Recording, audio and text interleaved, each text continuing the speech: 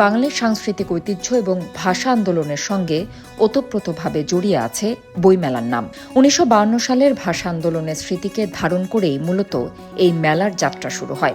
বাঙালির রক্তে রঞ্জিত সেই ফেব্রুয়ারির পথ ধরে ভাষা শহীদদের প্রতি শ্রদ্ধা জানাতে শুরু হয় বইপ্রেমের এক অনন্য উৎসব অমর একুশে গ্রন্থমেলা। কে শুরু করেন এই বইমেলা?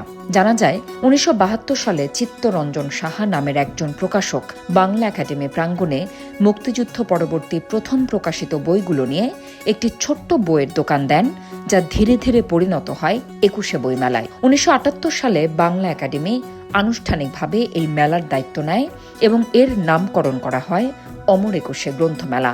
শুধু বই বিক্রির জায়গা হিসেবেই নয়, বরং শুরু থেকেই মেলাটি বাঙালির মনন ও সংস্কৃতির প্রতীক হিসেবে জায়গা করে নিয়েছে। প্রতি বছর ফেব্রুয়ারি মাস জুড়ে ঢাকার বাংলা একাডেমি প্রাঙ্গণে অনুষ্ঠিত এই মেলা এখন বাংলাদেশের সর্ববৃহৎ বইমেলায় পরিণত হয়েছে। প্রথম দিকে এটি ছোট পরিসরের আয়োজন থাকলেও সময়ের সাথে সাথে এর ব্যাপ্তি ও গুরুত্ব বাড়তে থাকে। বর্তমানে বাংলা একাডেমি প্রাঙ্গণ ছাড়িয়ে মেলা সোহরাওয়ার্দী উদ্যানে পর্যন্ত বিস্তৃত হয়েছে, যেখানে শত শত প্রকাশক ও লেখকের বই কিনতে ভিড় করছে শত শত পাঠক। বাংলা একাডেমি একদিকে যেমন প্রকাশকদের জন্য স্টল বরাদ্দ দেয়, তেমনি অন্যদিকে বিভিন্ন আলোচনা সভা এবং সাংস্কৃতিক অনুষ্ঠানের আয়োজন করে। পাশাপাশি নতুন বইয়ের মোড়ক উন্মোচন তো আছেই। মেলাটি প্রতিদিন সকাল ১১টা থেকে রাত ৯টা পর্যন্ত খোলা থাকে, তবে ছুটির দিনে এটি শুরু হয় সকাল ৮টা থেকে। মেলায় বাংলা সাহিত্যের প্রায় সব জনরার বই পাওয়া যায়, তবে উপন্যাস, কবিতা, গল্প, প্রবন্ধ, ইতিহাস এবং শিশুতোষ বইয়ের চাহিদা সবচেয়ে বেশি। সাম্প্রতিক বছরগুলোতে বিজ্ঞান ও গবেষণাধর্মী বইয়ের প্রতি পাঠকদের আগ্রহ বেড়েছে বলে জানাচ্ছেন প্রকাশকরা। বইমেলায় নিশ্ছিদ্র নিরাপত্তা নিশ্চিত করতে আইন শৃঙ্খলা বাহিনী বিশেষ ভূমিকা পালন করে। সিসিটিভি ক্যামেরা, মেটাল ডিটেক্টর এবং পর্যাপ্ত পুলিশ মোতায়েনের মাধ্যমে দর্শনার্থীদের নিরাপত্তা নিশ্চিত করা হয়। এছাড়া মেলায় প্রবেশ এবং বের হবার জন্য নির্দিষ্ট গেট, মেডিকেল বুথ এবং তথ্য কেন্দ্র রাখা হয়।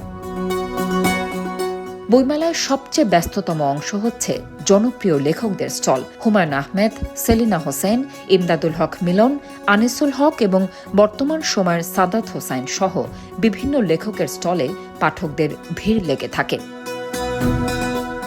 বছরের পর বছর ধরে চলতে থাকা বইমেলায় বেশ কিছু পরিবর্তন এসেছে। প্রথম দিকে এটি শুধুই বই কেনাবেচার স্থান থাকলেও বর্তমানে এটি সাহিত্যপ্রেমীদের মিলন মেলায় পরিণত হয়েছে। শিশুদের জন্য আলাদা কর্নার তৈরি করা হয়েছে, যেখানে তাদের জন্য বিশেষ আয়োজনে গল্প বলা, বই পড়া, সিসিমপুর এবং সাংস্কৃতিক অনুষ্ঠান হয়।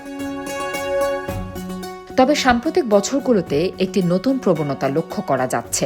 অনেক দর্শনার্থী বই কেনার চেয়ে ছবি তুলতে বেশি আগ্রহী। সামাজিক যোগাযোগ মাধ্যমে ছবি শেয়ার করার প্রবণতা যেমন বাড়ছে, তেমনি কিছু মানুষ বইমেলার মূল উদ্দেশ্য ভুলে যাচ্ছেন বলেও সমালোচনায় রয়েছে।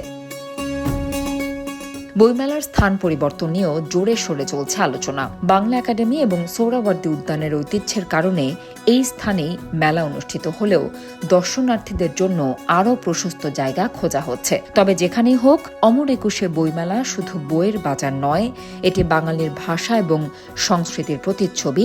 নতুন প্রজন্মকে বইয়ের প্রতি আগ্রহী করে তোলার জন্য এই মেলা যুগ যুগ ধরে গুরুত্বপূর্ণ ভূমিকা পালন করবে।